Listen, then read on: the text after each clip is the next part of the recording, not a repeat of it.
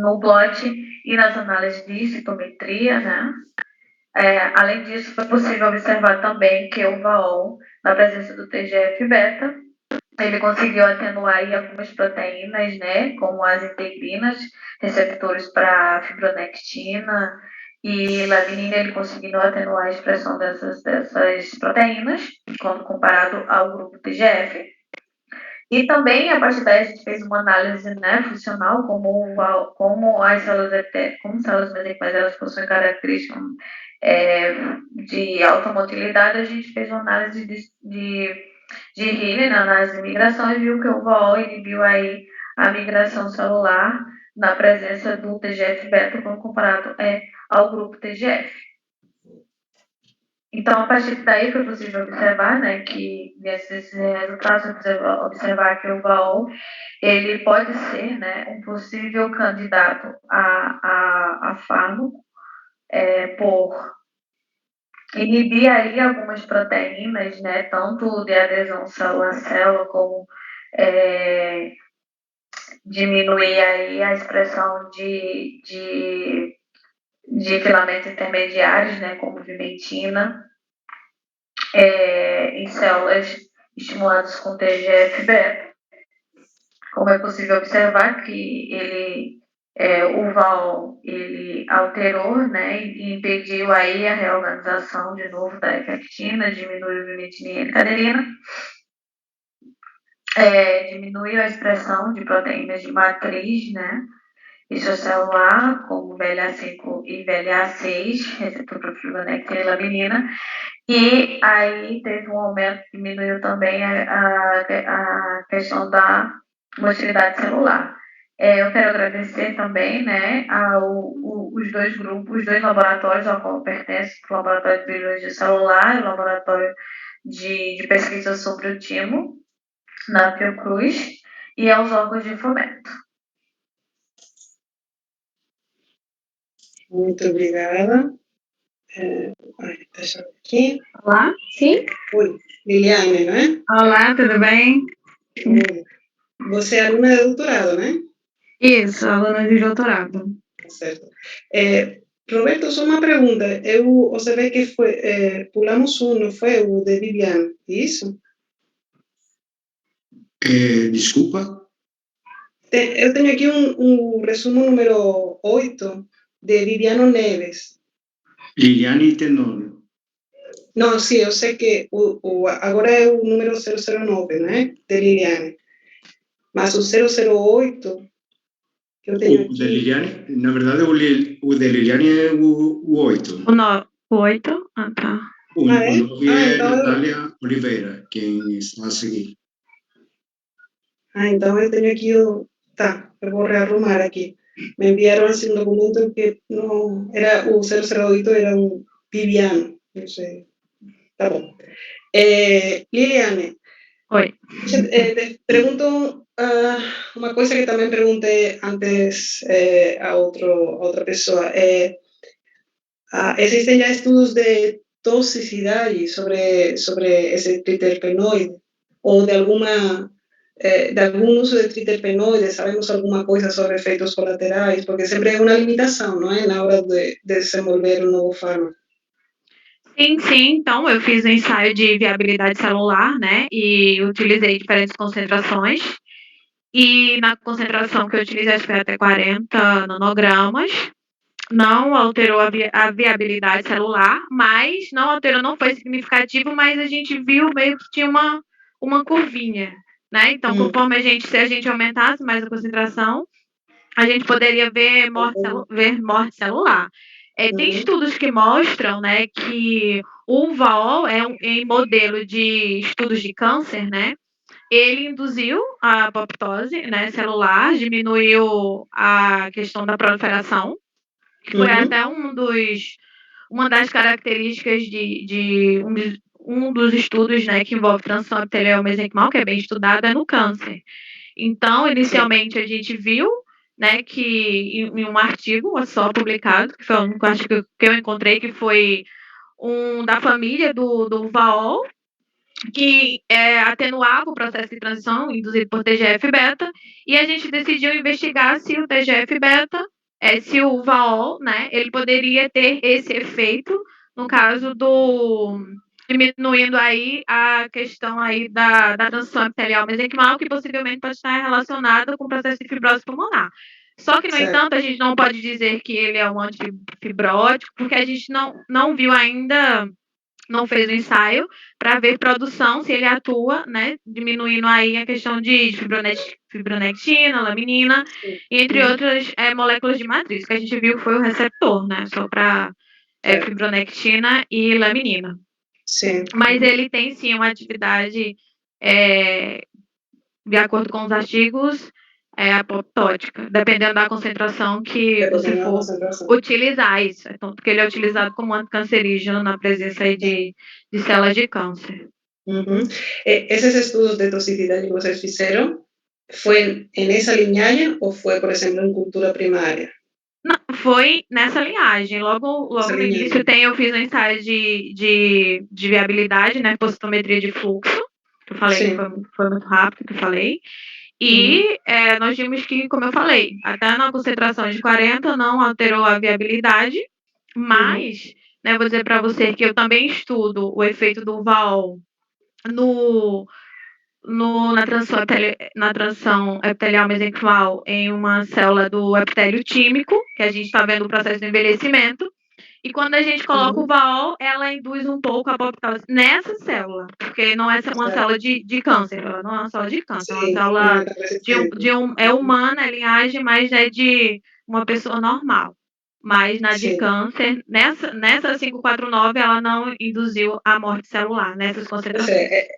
Nisso eu fico pensando, as linhagens em si já são um pouco alteradas, quando são de câncer, então mais alteradas ainda. Então, a gente sempre tem que lembrar as limitações do modelo com o qual a gente trabalha, não é? E é uma limitação também, porque em linhagem, a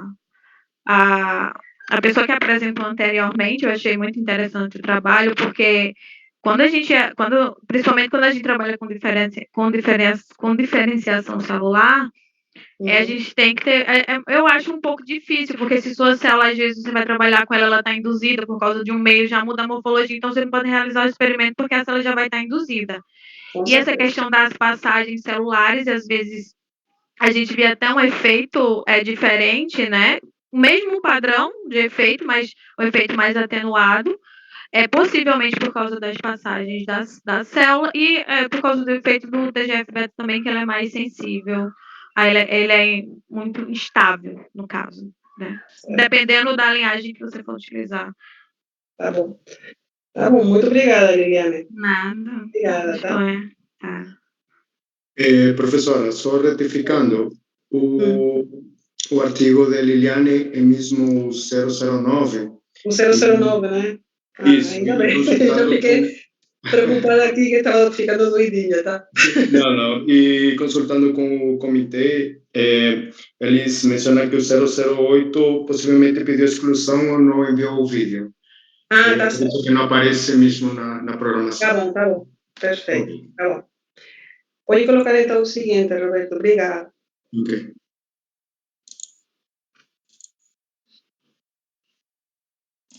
Hello everyone, today I'm going to present you the endothelial P2Y2 receptor signaling prime cells contribute to leukocyte adhesion during chronic inflammation. Some pyrinotic receptors are related to several vascular inflammatory disease. The P2Y2 receptor has a pro-inflammatory phenotype in a wide and expressive distribution along all cardiovascular systems expressed by endothelial cells. The P2Y2 receptor can be either activated by ATP or UTP. The canonical pathway signaling involves PLC activation and causes intracellular increase, whereas the non-canonical pathway involves Src phosphorylation. In our model, we investigate chronic inflammation during schistosomiasis infection, which is an intravascular disease associated with endothelial damage. After the war reaches the mesenteric vessels, the extravasation, the granuloma development contribute to inflammatory infiltration in target organs such as gut and liver. In infection scenarios such as schistosomiasis, the endothelial cells acquire a pro-inflammatory phenotype known as endothelial dysfunction, which favors diaperesis. The extracellular ATP is a known term. However, its role in schistosomiasis inflammation is unknown. Therefore, our aim was to investigate the role of endothelial P2Y2 in leukocyte adhesion during schistosomal inflammation in mice. Western blot analysis revealed similar levels of P2Y2 receptor expression in CD31 positive endothelial cells from both groups. Adhesion assay was performed with prenetica treatment before the mononuclear cells adhesion in a co-culture assay. The leukocyte counting ex vivo showed a higher number of mononuclear cells in infected peritoneal cavity than in control mice. A classic concentration response curve showed an increased mononuclear cell adhesion in both groups in a concentration-dependent manner. However, the infected group presented a baseline higher than the control group, without any pharmacological stimulus. The P2Y2 selective antagonist abolished UTP-induced leukocyte adhesion in both groups. Besides, the ectonucleosidase inhibitor pretreatment did not change the UTP-induced mononuclear cell adhesion, suggesting the endothelial effect mediated by P2Y2 receptor. To assess the P2Y2 canonical intracellular signaling, we use the PSC inhibitor and the calcium chelator beta. So, in control group, both pretreatment abolished UTP-induced leukocyte adhesion. However, in the infected group, those pretreatment not only abolished but also significantly reduced over basal condition, suggesting that prime cells showed an increased calcium pro-adhesive intracellular signaling. On the other hand, the non-canonical pathway seems not to be related with leukocyte adhesion during schistosomiasis. In good accordance, the activation of endothelial P2Y2 induced a high increase of calcium intracellular in infected than in control group, suggesting that disease is able to modulate the intracellular calcium homeostasis. So, our next step was to investigate the participation of adhesion molecules. Both ICAM1 and VCAM1 failed to completely abolish the UTP stimulus in the control group. But in the infected group, only VCAM1 was capable to reduce the mononuclear cell adhesion over baselines, suggesting that this adhesion molecule is important during schistosomal inflammation. Interestingly, in the infected group, the co-activation of P2Y2 and P2X7 stimulated mononuclear cell adhesion over the UTP or ATP condition alone, which was not observed in the control group, suggesting a putative signaling crosstalk could be involved with chronic findings during schistosomiasis. Here we use the P2X7 selective antagonist to address this receptor. Moreover, preliminary results showed a high IL-1 beta soluble form in the endothelial cells supinate infected and control group, suggesting a putative inflammasome activation during schistosomiasis. Finally, we hypothesized the role of inflammasome activation in our model. Interestingly, in the control group, both pan-caspase or NF-kappa B inhibitors did not reduce the mononuclear cell adhesion with prenetica stimulus. However, in the infected group, the pan-caspase inhibitor successfully decreased mononuclear cell adhesion in all three prenetica conditions, whereas the NF-kappa B inhibitor abolished over the baseline, suggesting it's crucial to schistosomal inflammation.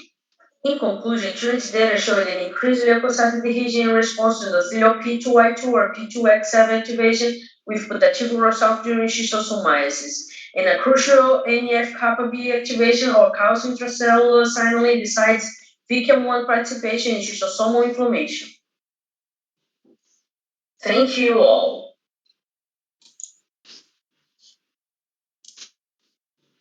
Muito obrigada também, falo eu. Deixa eu ver. Boa tarde. Boa tarde. Ai, caramba, já passou aqui. Ai, não. Só um segundinho. Uhum. Sim. Natália, né? Sim. Natália, você é aluna de iniciação científica ou é de pós-graduação? Eu sou aluna de doutorado, com ingresso no doutorado direto, sim. Certo. Só para registrar aqui. Natália, quais seriam as possíveis aplicações clínicas do seu trabalho? Então, esse trabalho ele foi pensado principalmente porque o tratamento para esquistossomose ele é basicamente um tratamento esquistossomicida, né, pelo praziquantel. E muitas vezes não existe um tratamento direcionado para tentar tratar as consequências inflamatórias. essa doença. Então, o nosso trabalho visa identificar alvos farmacológicos, né, nesse contexto pró-inflamatório, para tentar reduzir ou reverter alguns quadros inflamatórios induzidos pela doença. Você acha que você poderia encontrar vias semelhantes em outros quadros, por exemplo? Sim, alguns dados da literatura, até também com outros modelos de infecção, como, por exemplo, por leishmaniose, existe já alguns dados que se referem a essa cooperação entre receptores purinérgicos, né, como o PDY2 e o PDX7. Então, a gente pode talvez pensar num âmbito um pouco mais abrangente, né, desse contexto pró-inflamatório. Porque é assim, os alvos que vocês indicassem serviriam tanto para a doença que vocês têm, como para essas outras doenças infecciosas associadas a quadros inflamatórios, né? Perfeito. Muito bem. E agora? Qual é o passo a seguir? A gente tem alguns dados recentes que eu não consegui colocar nessa apresentação, né? A gente fez dosagem de IL-1 beta com os mesmos tratamentos purinérgicos que a gente fez pelo ensaio funcional, né? Do ensaio de adesão. A gente observou que no grupo infectado, essa coativação de UTP mais ATP, ela parece aumentar a liberação de IL-1 beta, que é condizente com esse contexto pró-inflamatório, e a gente também queria avaliar a expressão de algumas moléculas que a gente já viu. Então, por exemplo, avaliar a expressão de VCAM1, que a gente vê que é importante para essa adesão basal do grupo infectado, e a expressão de alguma dessas proteínas que estão envolvidas nessa ativação do inflamassoma. Perfeito. Tá certo. Tá bom. Muito obrigada, Natália. Obrigada a você. Obrigada.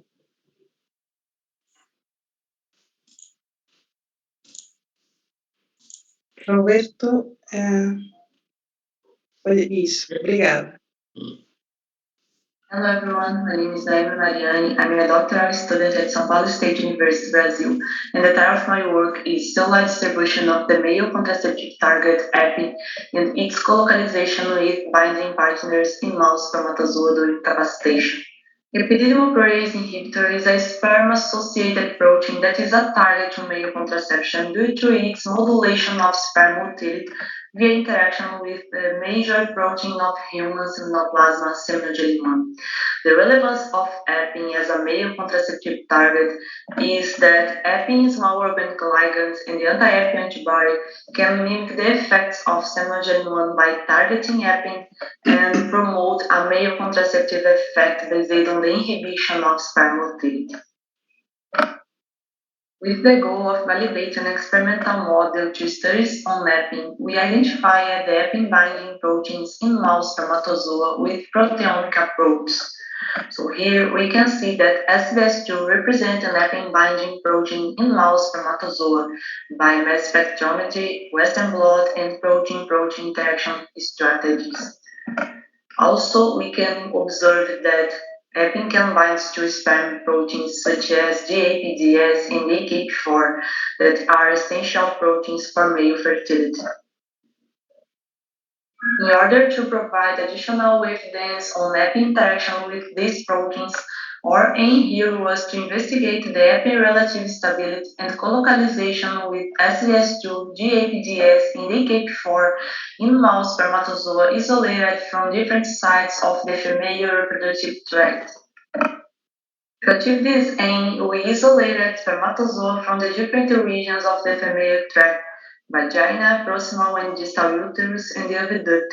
And then we prepared spermatozoa to immunofluorescence experiments using anti-EPIN, anti-SBS2, anti-AKP4, and anti-GAPDS antibodies. First, the colocalization of EPIN with SBS2 in mouse spermatozoa was observed in both head and flagellum of spermatozoa collected from vagina and uterus. However, in oviduct, the presence of colocalization was observed only on the flagellum of mouse spermatozoa. Here we have our negative controls without the anti-AKP4, GAPDS, and SBS2 antibodies, and anti-EPI antibody. In addition, we can observe that the presence of SBS2 in the head is more abundant in spermatozoa collected from proximal and distal uterus when compared to the aqueduct, suggesting that this protein can be processed during sperm turns in the female tract. The colocalization of EPI with AKP4 was observed in both regions of the sperm flagellum, mid-piece and principal piece of spermatozoa collected from all the regions of the female tract, vagina, uterus, and aqueduct. Regarding EPI with GAPDS, the colocalization of these proteins was observed only in the principal piece of spermatozoa collected from all the regions of the female tract, vagina, uterus, and aqueduct. In summary, our results show that EPI remains bound to sperm surface during all steps of their journey to the site of fertilization, suggesting it could play roles in other aspects of sperm function behind motility. The relative stability of EPI in spermatozoa transiting the female tract supports the viability of EPI as a sperm target to male contraception. And the colocalization of EPI and its binding partners SBS2, AKP4, and GAPDS suggests a dynamic EPI protein network in ejaculated spermatozoa in the last maturation steps for fertilization. Given that our future directions involve to confirm the interaction of EPI with AKP4 and GAPDS, to identify the sequence in EPI and SBS2 that are important to the interaction, and to evaluate the potential mechanisms of action by which SBS2 modulates sperm function with focus on motility and hyperactivation. With this, I would like to thank everyone of our group, our collaborators, the organizing committee of this conference, and the financial support from FAPESP and CAPES. Thank you for your attention, and I'm open for questions.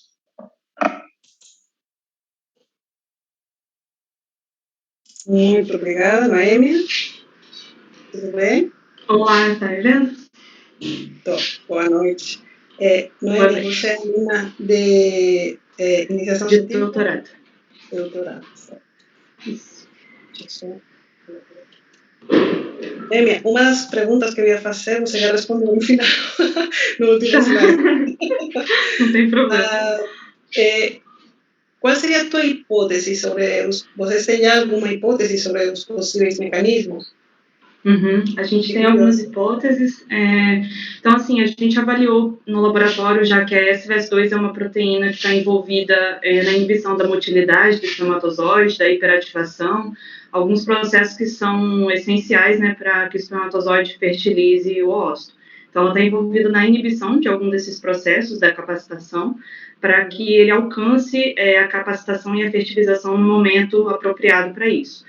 Então, como a gente sabe também que a EPI ela é essencial para esses eventos e que alguns compostos que bloqueiam a EPI e anticorpos também que fazem a mesma coisa inibem esses eventos, a gente acredita que a SVS2 consiga também fazer esses eventos via ligação à EPI.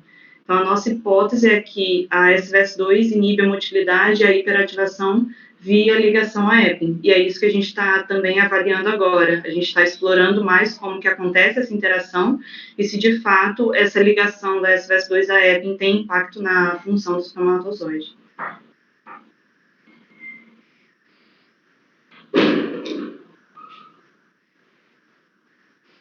Está me ouvindo? Desculpa, eu estava com o microfone desligado. Certo. Então, a ideia seria usar a EPI como um futuro fármaco. Aí eu te queria perguntar, existe já algum estudo sobre a toxicidade dele? Sobre o quê? Desculpa. A toxicidade dele. A toxicidade. Então, a EPIN, ela seria, na verdade, o nosso alvo, né? O nosso objetivo é ter algum composto que se ligue a ela e, com isso, iniba esses efeitos, né? Mas existe um estudo já com um composto, é o EP055, ele é capaz de se ligar à EPIN da mesma forma que a seminogelina faz em vivo e que os anticorpos fazem também. E através dessa ligação à EPIN, a gente tem esse bloqueio da motilidade e da fertilidade. Esse estudo foi feito em macacos, e dentro desse estudo, efeitos assim relacionados a potencial toxicidade, a única coisa que eles verificaram foi um aumento do ALT e da glicose. Mas eles até destacam assim no artigo que o aumento da glicose pode ser devido também ao tipo de coleta do espermatozoide que é feito nos macacos, que é a eletroejaculação. Então é algo que precisa de mais estudos, né? Sim, mas o fato deles não terem detectado assim realmente grande coisa já é muito nada. Eles só destacaram esses fatores mesmo. Haveria seletividade, não é, pela EPI. Isso, seletivo para EPI. Perfeito. Tá bom. Estou satisfeita. Muito obrigada, Noemi. Muito obrigada. Obrigada. Roberto pode colocar, acho que já é o último, né? Isso mesmo, é o último. Tá certo, obrigado. De todos, meu nome é Thiago, e eu sou aluno de doutorado sobre supervisão do professor Eusório. Meu trabalho se intitula A Identificação e a Caracterização do receptor do ácido 12-hidroxicosapentaenol, também conhecido como 12-HIP. E, primeiramente, eu queria comentar um pouco sobre o tecido de Wolfram. Ele é um órgão multissecretório, ele pode secretar esses mediadores lipídicos, que pode estar promovendo a interação com diferentes órgãos, né, através de diferentes mediadores lipídicos, e também esses mediadores podem exercer uma função própria, que a gente observa aqui. Quem são, né, esses lipídios? Esses mediadores lipídicos então, são chamados de lipocinas, né, que são esses lipídios secretados pelo tecido adiposo. Geralmente são produtos do metabolismo oxidativo de ácido graxo, por enzimas lipoxigenase, ciclooxigenase, e muitas dessas lipocinas têm sido descritas com muitos efeitos tipo, como, por exemplo, o aumento da sensibilidade à insulina, a melhora da tolerância à glicose, entre outros. Em 2019, o professor Luiz descreveu pela primeira vez os efeitos dessa lipocina, né, do 12-HIP, secretada pelo BAT, que o principal efeito dele é a captação de glicose mediada por um receptor do tipo GPCR, mais especificamente um GS-PCR. Como a gente pode observar aqui, num dos experimentos de captação de glicose, quando ele fez o bloqueio de GS, o 12-HIP ele não conseguiu exercer seu efeito de captação de glicose. Atualmente, a gente segue investigando, né, o 12-HIP, e para saber em qual GPCR eles se ligam, realizamos um screen, onde a gente expressou mais de 70 GPCRs de lipídio ou órfão, né, que não tem solvente conhecido, em células REC, e tratou com uma dose de 5 micromolar de 12-HIP. Em seguida, a gente analisou esse resultado pela redistribuição dinâmica de massa, né, que é um ensaio de redistribuição de massa, dinâmica de massa. E, para nossa surpresa, o receptor de TP, né, o TP, ele foi o mais ativo pelo 12-HIP. Mas, quem é o TP? Né? O TP, então, é o receptor tamboxano. Ele tem duas formas principais, que é o TP alfa e o TP beta, que pode se dimerizar entre eles.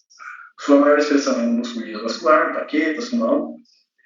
Tem o agonista endógeno, que é o próprio tamboxano. E o agonista estável, né, o análogo estável, é o U46619. E os antagonistas que são mais usados, né, para os experimentos em geral, é o natriureto e o ceratodacite. Então, para validar aquele resultado do screen, a gente foi realizado uma mobilização intracelular, um ensaio de mobilização intracelular de cálcio, onde o 12-HIP ou o 4.619 foi acrescentado de forma dose-resposta nessas células REC, e depois foi feita a luminescência, né, pelo kit, e a gente pode observar que o 12-HIP ele se mostrou um agonista parcial do receptor do TP, como a gente pode observar aqui. Na continuidade, né, na caracterização do receptor, a gente realizou ensaios de Doppler, né, onde a gente pode observar que tanto o 12-HIP quanto o 4.619, que é o agonista do TP, eles se ligam nos mesmos sítios do receptor, que é o sítio A e o sítio B, enquanto o amatrolante só consegue se ligar no sítio A. E através do IDF, do Blind Score, a gente consegue estimar a propensão ou a probabilidade dele se ligar ao receptor, sendo que quanto mais negativo o valor, maior é a propensão dele se ligar a esse receptor, e maior é a afinidade por esse sítio. E para os ensaios funcionais, a gente fez a reatividade vascular, onde através de um anel de aproximadamente 2 milímetros, a gente colocou um banho de órgãos isolados e avaliou, né, a partir de uma tensão basal de 5 milínewtons, a curva de contração do 12 HIP mediante a curva de contração da aorta, mediante o estímulo cumulativo do 12 HIP. E como a gente pode observar, o 12 HIP ele possui uma IC50 de aproximadamente 6,18, e quando a gente incuba com ceratodáctilo, esses anéis de aorta com ceratodáctilo, o ceratodáctilo é capaz de abolir completamente esse efeito do 12 HIP sobre a contração do vaso. Então, até esse momento, nossos dados indicam que o 12 HIP ele é um agonista parcial de tromboxano, e ele pode recrutar diferentes proteínas G, diferentes tipos de proteína G, de acordo com o tipo celular. Ele, no tecido adiposo, né, nos adipócitos, ele recruta GS, enquanto que no vaso e no plaqueta ele está recrutando GQ.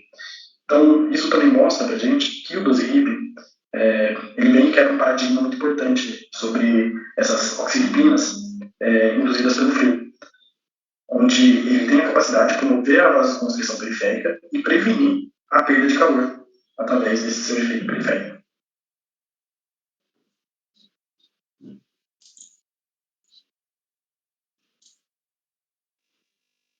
Muito bem. Tudo bem, Tiago? Boa noite. Bom, professor. Boa noite. Me ouve bem? Serão os primeiros. Sim, te escuto bem. Tiago, deixa eu te perguntar. Primeiro, você é aluno de iniciação científica ou de pós-graduação? Sou doutorado direto. Doutorado, tá. Isso. Ok. Tiago, quais seriam as aplicações clínicas dos teus resultados? Sim, é uma excelente pergunta. O 12 HIP, né, ele em si ele tem essa capacidade de promover a captação de glicose, né, para o tecido adiposo marrom. Então, ele em si, por ser um lipídio, ele pode ser degradado muito facilmente. Ele não seria o melhor para se usar na clínica, mas com base na estrutura dele, a gente consegue desenvolver novos agonistas, né, de forma muito semelhante para poder estar promovendo e mimetizando esses mesmos efeitos no tecido adiposo. Então, basicamente, a perspectiva de se usar eles na clínica, justamente para tentar atuar na pandemia de obesidade, né, e até, quem sabe, na diabetes. Uhum. Certo. Aí, você acha que essa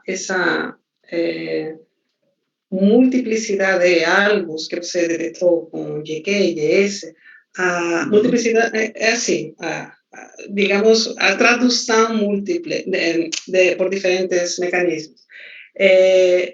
Pode provocar efeitos colaterais ou seriam efeitos sinérgicos nesse sentido? Sim, também é uma boa pergunta, porque a gente tem dados recentes, né, que não consegui colocar nessa apresentação, que na plaqueta a gente imaginava que ele fosse ativar a GQ também e promover a agregação plaquetária, né, de forma direta. Mas os resultados preliminares que a gente tem mostram justamente o contrário, que na plaqueta em si, ele inibe parcialmente, né, a agregação plaquetária promovida pelo U46619, que é o análogo do tromboxano. Então, isso sugere para a gente que o efeito total, né, do 12 HIP, então ele pode promover a captação de glicose para o tecido adiposo. Os animais, quando eles eram expostos ao frio, eles perdiam menos temperatura, e é justamente, a gente especula que é por conta desse mecanismo, da vasoconstrição periférica e a inibição da agregação plaquetária, favorecendo que esse fluxo de sangue volte, né, para o coração e para a área central. Então, ele tem essa característica de agonismo e antagonismo, a depender do tecido, né, do tipo celular específico. Para falar assim, de ponto de vista de efeitos colaterais, aí a gente carece de mais estudos, né, em mamíferos maiores e tudo mais, mas até o momento, os nossos achados sugerem que, mesmo ele tendo diferentes tipos de ligação, né, recrutando diferentes subtipos de proteína G, ainda são efeitos muito benéficos. Certo, perfeito. E esses análogos, haveria assim, algum dado sobre toxicidade? Ou ainda não existe assim análogos desse? Então, a questão é justamente essa, né? O análogo estável de tromboxano, que é o U46619, ele só é usado do ponto de vista experimental, né? Como Sim, ainda não substituto foi, do próprio. ainda não tem dados clínicos, né? Entretanto, o ramatroban, que é Sim, o antagonista, ele vem sendo utilizado na clínica, né, para pacientes com asma e tudo mais, justamente por esse antagonismo do receptor tipo TP lá nos brônquios, né? E aí, certo. como o 12-HIP ele tem essa característica também de antagonismo parcial, ali a gente tem tentado estudar um pouco melhor isso, como que funciona. Certo, perfeito. Tá bom. Muito obrigada, Tiago. Agradeço Obrigado a muito. vocês. Obrigado. Obrigada. Eu queria agora que a gente terminamos, não é, Roberto? Não tem mais nenhum para apresentar, isso? Não, de acordo com a programação, terminamos. Apenas queria verificar com a professora Ana Lucia, recebi informações. Foi Roberto, né? Sim, isso. Maria Helena, Ana Lúcia, eu vou ficar com você na sala para a gente conversar sobre a avaliação, pode ser? Pode, com certeza. Só queria finalizar parabenizando todos os trabalhos, parabenizando a todos, porque realmente adorei ver todos trabalhos muito diferentes, mas bem, consolidados, bem pensados, e com dados bem interessantes, e estão todos de parabéns, viu? Muito obrigada. Continuem assim, tá? Que a gente precisa.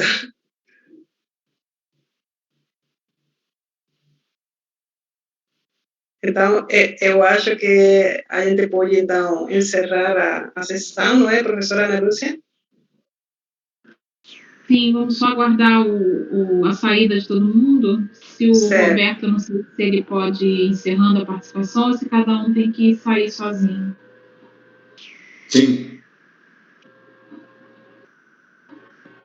Boa noite, pessoal, tá? Boa noite a todos. Boa noite a todos.